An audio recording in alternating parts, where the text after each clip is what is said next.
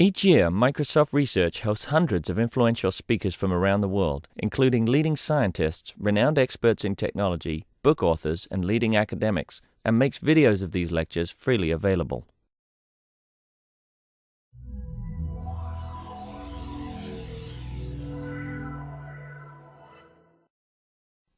I'm Daniel Parkman. Now I guess I'm talking to an absent audience here because this was a late announcement, and I'm very happy to have Anna-Kaisa Kultima here from Finland. Despite the fact that she came here less than 24 hours, this is her second talk already with a 10-hour time zone difference, talking about casual games, in a project that she has been involved in for a year or so at the Game Research Lab in Tampere University. Yeah. Welcome. Thank you, Daniel. So, hello for everyone. My name is Anna-Kaisa Kultima. I'm a researcher from a Finnish university, University of Tampere. I'm working on a project called Game Space and a bigger game research group, Game Research Lab in the Hypermedia Laboratory actually. My talk will be about casual games discussion, and I will be explaining why I will be talking about the discussion. Here you can see some of the funders of our project, which is Nokia and Sonera and Finnish National Lottery, Digital Chocolate, Sulake and Tekes. Interesting bunch of funders. Nokia doing some game stuff, but usually connecting to phones. Sonera as providing platform for mobile games is how do you say it? It's a mobile phone service. Finnish National Lottery, Veikkaus, doing money games. Digital Chocolate and the Sumea group from Finland designing mobile games. Sulake to do with the virtual environment called Habbo, at least, and with some game features. Wow. Now we got... Okay, so it is connecting every time my computer went. Okay. And Tekes, which is a technology it's a Finnish funding agency for technology and innovation. So these are the funders. Our project is a 2-year project, and it's concentrating on design and evaluation methods of mobile casual multiplayer games. So we research different aspects of the systematic approach to design. How to design the games, how to evaluate them, and then gaining more understanding of the main concepts of the mobile, multiplayer and casual aspects. Our team consists of 6 people. Our professor, Frans Mara, being the scientific leader. Then we have Janne Paavelainen as a project manager, me and 3 others working as researchers. We come from a research group that has several different projects, studying also pervasive games and gambling games, and also international study of game cultures. This studies just the different aspects of how people perceive games and how they play them, and also something to do with the learning and games. So that is my background for this talk. Today I'm concentrating on talking about the main concept casual and what casual means when we are trying to make a design method or evaluation method. The casual is kind of the most difficult concept of the 3 of our main concepts in mobile, multiplayer and casual. And why to bring this topic is that the casual games are getting big, as many people already know that it's said to be a really potential area for games. The conversion rate is around 1 to 2%, which means that the people that tries the game and then buys them. And so it's felt to be a huge potential for people buying more games if we develop them better. It's a phenomenon concerning masses, so in a perspective from games research, when we are not only concentrating on business, but to understand more widely what cultural aspects, what social aspects, whatever kind of things happens with games, it's interesting because it collects a wide different range of people.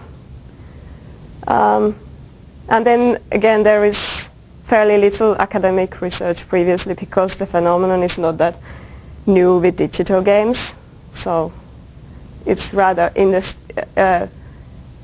interesting topic at the moment. So when we started the project, we were mainly puzzled with the word casual, because there wasn't that well definition to start with, and then build understanding maybe towards the heuristics of casual or something. So we had to overcome the obstacle to understand what is this phenomenon about. So we studied the current discussion of casual games to map out the phenomenon, to understand what is the talk about. Oh.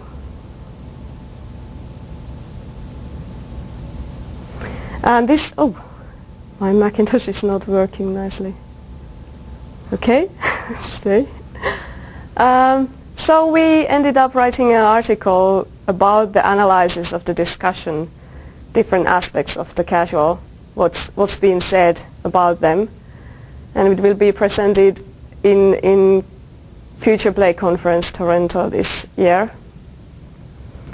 What we did, we looked through different sources, professional publications like IGDA white paper about casual games, but also some survey reports and news, blog writings, forum discussions and such things, to be able to capture a wide perspective to what casual means to people. And additional to that, we of course played a lot of games to gain understanding more about what's the thing about.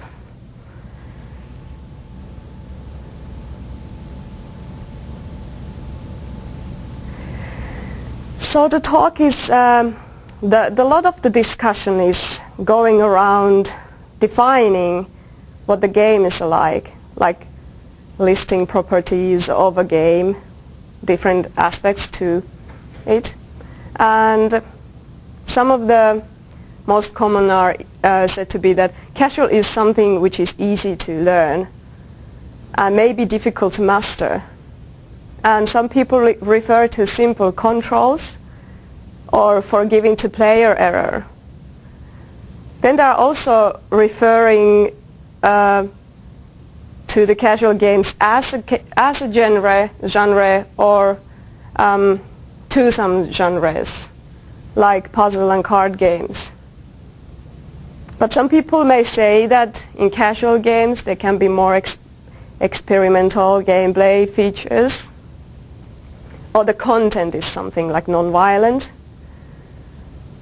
And then also something to do with the package or distribution models, like it's downloadable game, or it's some games that are for all, and then some even more precise features like there can't be no multitasking. So the views vary and different things are brought up in the discussions.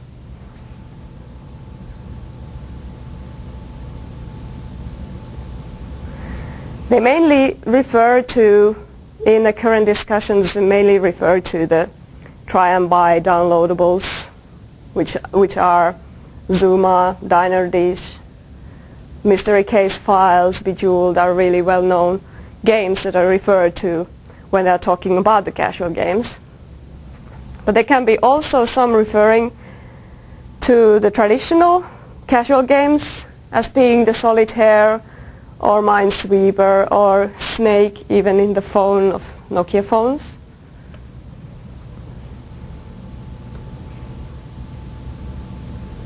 But the talk is not only about the features of a game or some kind of specific property that the game holds, but there is views and discussion about casual as casual players or casual gamers and what they are like. They are said to be that there are like totally new demographics that they attract to, and many times they refer to women as players, as being the most biggest group.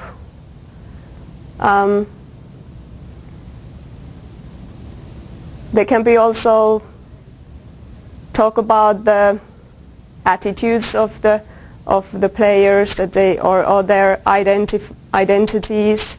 How do they find themselves as gamers? And it's many times referred that even though I don't know how much studies, we have some kind of tentative data about Finnish games cultures that people say that they play games but they don't refer themselves as gamers. So this is something that people define casual aspects. It can be referring to the skill levels of the players, or somebody that just doesn't care generally, or they don't have time or some other resources for it. But there are also some kind of things like gamers can put it as a value talk, like I'm a gamer and I'm a good thing, and the one that isn't, like the good guys, they are casual gamers. So in the discussion there is also this kind of aspects to it, that it's value-based. Some studies talk about the common interest of the casual gamers, and somebody just say that it can be anybody or the widest possible audience. So this is how, in other perspective, the casual can be defined by the players that plays the games. But also the casual can be tried to define by the style that or behavior of playing of the players. It can be so that they are discussed as previously, at least, there were talked about office games that you play during the break or at work, or anytime, anywhere, these games.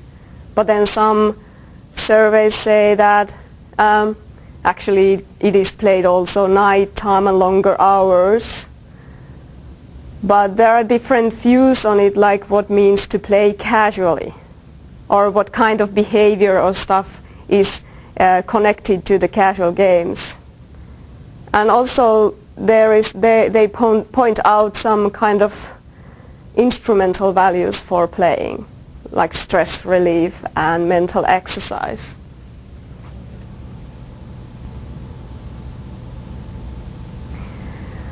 So when we think about these different things that people define the casual games, are actually talking about what means casual, and try to kind of get through with their ideas, and those vary a lot. So what do we have to then consider as a casual game? Like the Diner Dash, Zuma, Bejeweled, and Solitaire, Minesweeper, Snake. Also flash games are said to be casual games, online games, small games, downloadable games, or one-button games, and so on. But also some discussions refer to World of Warcraft, because of the casual ones plays the early stages of the game, and with some kind of a distinctive behavior or attitude towards the game. So it maybe doesn't have to be a certain kind of a game, or it becomes more difficult to say what game is casual actually. So again, these games could apply to it, and these games and the World of Warcraft.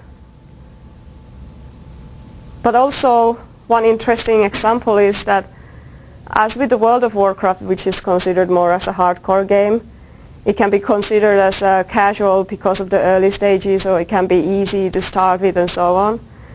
But interestingly, one of my friends were talking about his playing of the Football Manager, and he mentioned that the only reason he takes time to play it, the kind of more demanding parts, just to get to the place where he can just click on and enjoy the casual aspect of the playing.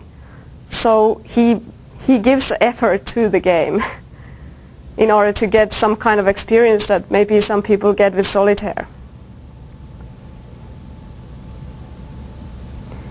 So what we have then done after realizing that there are so many different things that people can attach to the casual, like the behavior, the attitude, some kind of more stable features of the people, our resources,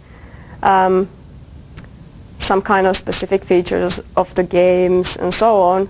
So we realized that it's maybe clarifying, or at least necessary to divide different meanings or separate them. So I would call the whole phenomenon more as casual in games cultures. So the casual can be manifested in different sides and things in the games cultures. And the use of the casual game itself kind of transforms into more like pointing out or grouping games, like these are the games that are casual. So there can be some games that are completely different, that they just belong to the same kind of, they are grouped together with their outer properties or something. It can be also referring to the design intention. So actually the one that is called as a casual game can be really hardcore if the design intention has been failed. The design is not that good. So there can be a casual game which is kind of failing with the simplistic design and so on, and it doesn't support something with the casual audience and so on. And the important division is between the casual game player and a casual gamer, so that we don't put together the people that plays games that are called casual and the people that have attitude or behavior that can be called casual, because the games don't force you to think in some ways. It can support if you think something in some ways. It can support you, but it cannot kind of absolutely change you or something. And then I would like to also differentiate the gaming and playing, the actual gameplay situation, and then the wider perspective of it something being a hobby, but as a wider phenomenon of the games. Something to do with the motives, maybe the instrumental values for games.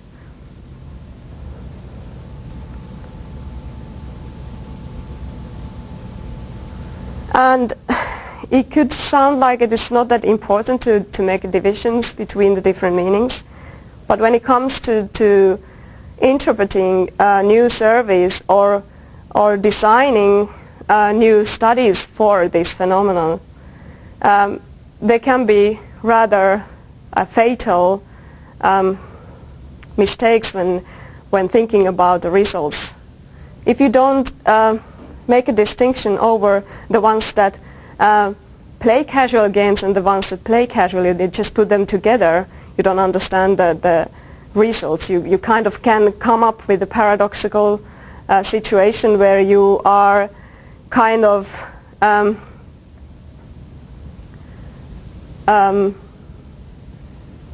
you are thinking that the casual is the new hardcore. So when you're using the casual more as a grouping of the games, and then you look to the people that plays them, and they do something that they do also with the hardcore games. So you can kind of get mixed to it and interpret it this way. And then also to realize with the studies that if we think about that there can be like different attitudes and motives and resources used, we have to look also the methodology, how we research them. If there is people that don't have time, they won't have time to the surveys as well. If they are with the game that they have only 5 minutes to play it, and then we put a survey that says that it will take only 15 minutes. It will sound huge amount of time for that part of your life. So we don't get any information from those people that actually behaves in this time restricted things with games. So we don't get the bigger picture of the phenomena. We just get some parts of it, maybe the hardcore end of the casual users only, and it can be then kind of twisting even the whole idea that we all actually have the experience of from our friends or something that people play casually, or they have these attitudes toward games that they do play, but they wouldn't make any investments to the other parts of the games culture. So further studies is needed to kind of get the more understanding what's there.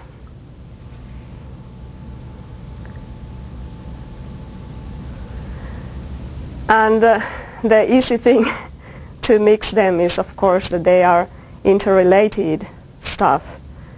Like, even though we make the distinction between the games, game players and gamers, gaming and playing, they refer to each other. So it's easy to mix them. So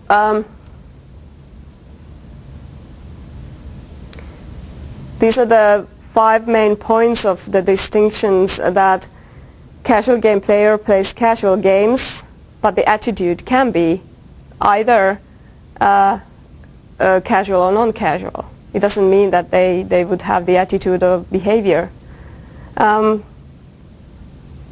Then casual gamer could be someone who plays casually or have casual attitude towards games.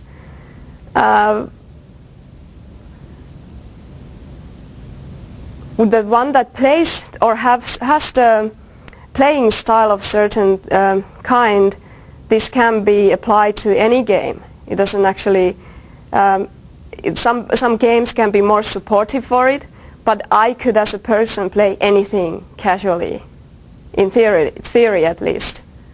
And not every, as I said, not every casual game player is a casual gamer. And the casual game is a different kind of meaning because it's kind of designed for. It doesn't mean that it is or that it supports something. It's just designed for something. So there is an understanding that it can be failing, and that's why giving more diversity for the casual games field also.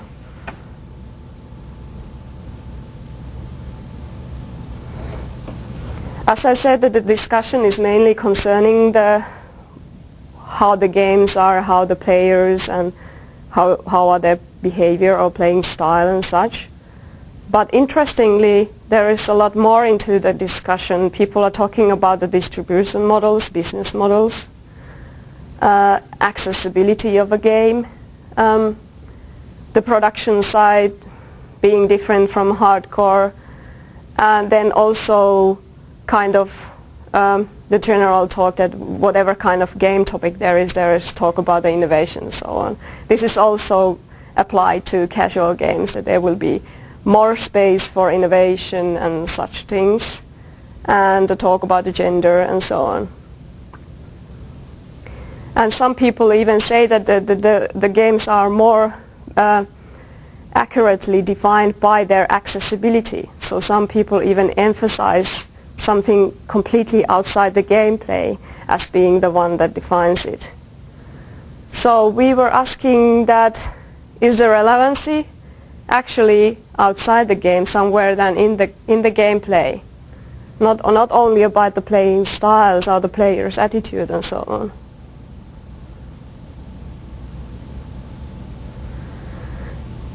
So we came up with the idea of broadening this into the level of experience, and mostly the models in academic field with the games is concentrating on immersion, flow aspects of gaming, but mainly the play session stuff. What happens when I play? Am I visually is it pleasing for me? Is the fantastical side of it something that makes me go with it? But not that much of in a wider sense. Some areas of the game studies are studying the cultural aspects, like people queuing outside the game stores. So this is part of the game experience. You are kind of enthusiastic into the games. And interestingly, when in the casual discussions, the accessibility is also mentioned. But the framework of culture and humanities side of searching for it can be difficult to form to the design, how to apply this understanding. So we sketch model for an expanded game experience, which could be including other aspects than the gameplay also.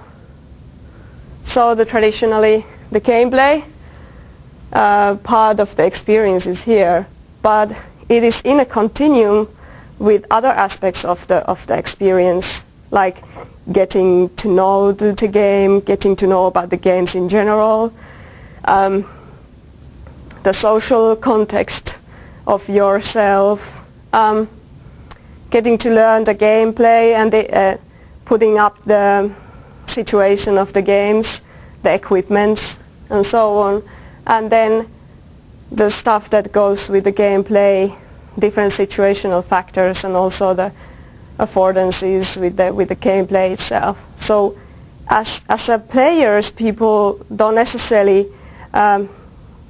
think the gameplay experience something